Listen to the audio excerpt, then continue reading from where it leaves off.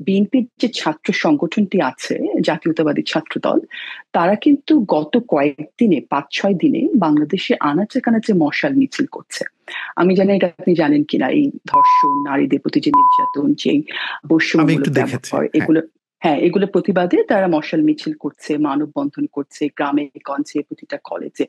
I think that's a very good initiative. আমাদের প্রবলেমটা কি জানেন, যে আসলে আমাদের মিডিয়া আসলে গত 15 বছরের বলে না যে আপনার খারাপ অভ্যাস হতে বেশি সময় লাগে না, ভালো অভ্যাস করতে অনেক সময় লাগে।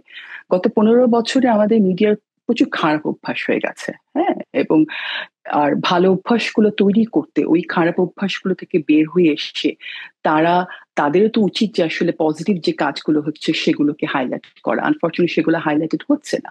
এবং হাইলাইটেড না হবার কারণে কি হয় কি জানেন, যে এই যে একটা ডিপ্রেশনের মধ্যে কিন্তু একটা জাতি চলে যায়, because they are always seeing all the negative news, but there are groups who are also fighting against them, who are trying to do something that also needs to be in the media. হ্যাঁ, এবং এটা এটা আমাদের জন্য আশা দেয় যে না, এরা কাজ করছে।